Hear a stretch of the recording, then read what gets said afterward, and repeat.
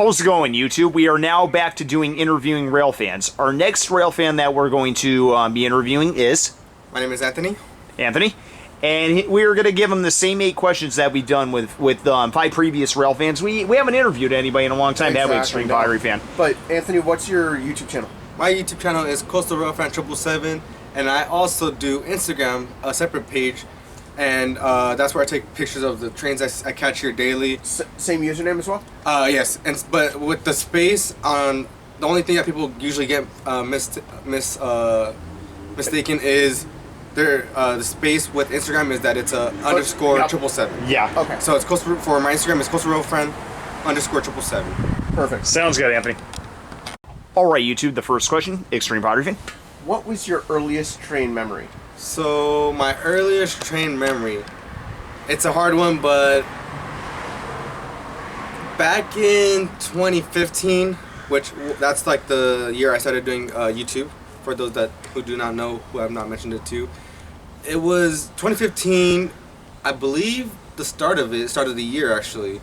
I went up to Commerce and I actually went with my grandpa, and we happened to just be there on a normal day. I had no access to any information, no radio, and I caught a City Rail and a CSX unit. City Rail was facing westbound, and CSX was the rear DPU facing eastbound. On, I believe, which was one of the weirdest things actually too. It was a manifest train, so it was either it was possibly maybe an early, like really early ballpark, possibly. Yeah, that would make sense. I think those trains were even running then, but that's pretty cool, Anthony. Yeah, they were 15. Yeah. But it was pretty weird because I've never seen an early manifest like in the morning too. That's pretty cool. That is weird. Yeah. All right, that's question 1. Okay. All right, YouTube. Second question. Cam. What got you into trains? So, actually, what got me into trains was actually not something, but someone. Okay. My grandma actually, I was just a little kid. I believe I was maybe 2 or 3 years old, and I don't know if you guys remember how IKEA had that wooden train set. Isn't it like those Brio trains, I think? I believe so. It was, yeah, because a lot of places have those. Well, specifically IKEA, they sell their own wooden train set. Oh wow. Which is actually cool, and it was the original one, not the new like 2021, which is honestly IKEA. If you do see this, I hope maybe you guys do see this, but IKEA, you ruined the new design. But yeah, my grandma actually got me into trains. She was the one who brought me to this, and actually Fullerton is my home station. All right. And I mean, she would bring me here as a kid. We would go on like train, grandma and grandson, per se dates, and we would bring me here to the train station. Very cool, Anthony. Yeah. And that's question 2. All right, YouTube, question 3. What is the best photo you have ever taken? So this was actually a hard decision, but this photo was actually taken April 11th at 7:16, which is considered late Southwest Street number 3, and it was actually train engine number 161 on point. I got that here at Fullerton on track 1 actually. Got a good shot of it right at the parking lot, and actually had some really good clouds and good lighting on it, and the way I got it was a pretty good shot. Sweet. Very cool. All right, YouTube. You want to become a... Oh, next question, YouTube. What made you want to become a YouTuber?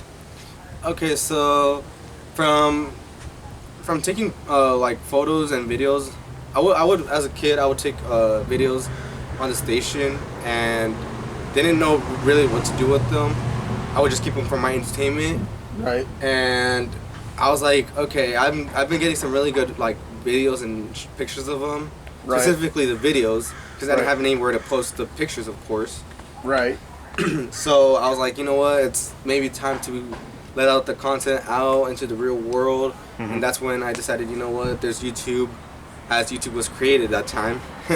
Right. So I was like, you know what, maybe I'm gonna create my own YouTube channel and start putting the content that I record and upload it, and let people that enjoy trains as well see what I put.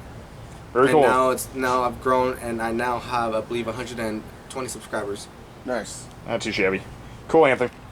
You like him? Alright. What is the best train you have caught while filming?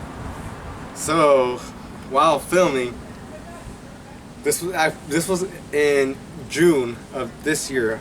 Okay. I was with Jordan, Dean, Justin. Oh, I think I know what you're gonna say. And Cody, I believe. Okay. I know what you're gonna say. Yeah. We happened to go up some mountains, and by mountains I mean we went down the Cone Sub, Okay. and we caught ourselves ATSF I knew it. 5704. Yeah. Like I told you, Cam, We wish you were with us, Kim. we wish you were with us, but That's just pain. yeah, I know. But for your sake, Anthony, it was 5704. Yeah, it was Nice. 5704 was the shot that I loved, and I can't argue with that, man. Yeah. Very cool. What was your best catch before you started filming? So before I started filming, and I can actually remember, I actually can relate to the symbol of it, given the fact that it's a power move. Okay. So it had to possibly be a D, either Barlack. Right. I'm guessing it was probably a Barlack because most of the power moves come out of Barstow. Correct. Yeah. Obviously. So this actually power move had a -9 liter, Okay. fake bonnet, Okay. a city rail, Nice. Not bad. regular engine, regular Gevos, Okay. and then the rear DPU was a city rail. Wow. Okay. Yeah. That's pretty good. Yeah. Back then, City Rail was getting around on Back- BSF. I Yeah. Back miss then, those. that's when City Rail was still going around finding its home railroad company. I'm missing that. So You that knew was both. that for me. I mean, I was surprised to be able to catch that. The fact that it was 2 city rails and having a -9 liter. That's not At the bad. time, yeah. That's not bad. I believe I do remember the engine number though. I believe it was the -9 liter was 5,000. It was a 5,000 series. All right. So that's Okay. And I love 5,000 series. Yeah. One of my favorites is actually in the 5000s. Nice. Very cool. The train you saw, but you didn't film it, and you kick yourself for it. What train was that? So it was on, I believe May. It was 2 years ago actually. In 2020? Okay. I believe so, 2020. It was. I was going to Tehachapi. I was actually leaving Tehachapi. I went up for my birthday trip. Nice. My parents decided to take me, and myself and my buddy railfan777, we both went up, and we happened to be coming down. We were coming down, going back home, and coming up the freeway. I see an ace leader. Yes, an Okay. ace leader Mhm. Okay. with a CN SD70M-2. Damn, Right dude. behind it was a CP unit. Oh my god. Yeah. It was an SD70M-2, and right behind it was a CP unit. I was like, I wish I would have had proof of getting that. Damn. And traffic was so held back, too. I was No. like, yeah, we were leaving Tehachapi.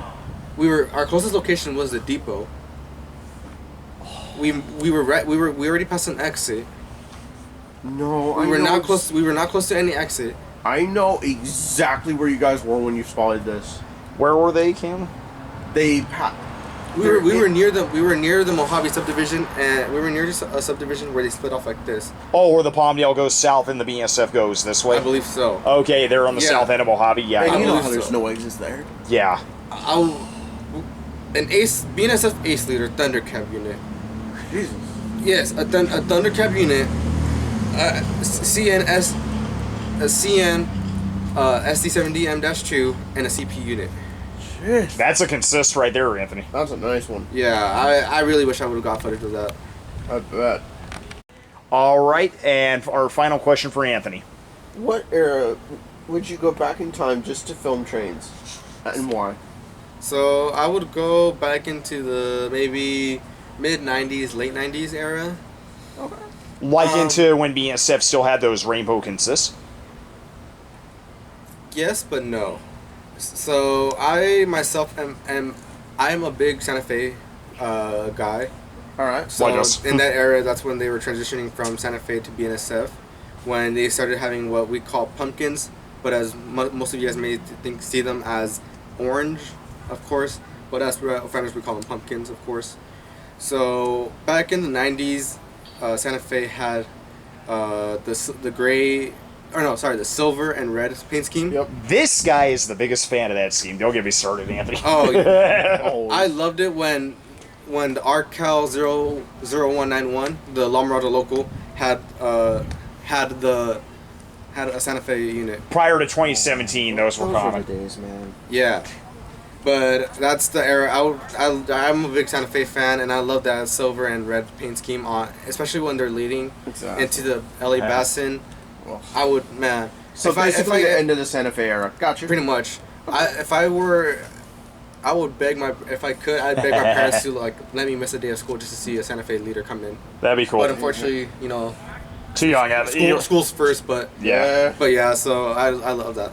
And YouTube, this concludes our video interview of Anthony. I hope you enjoyed it, and take a look at his channel if you can. Alrighty, thank you guys. Of course. Anytime.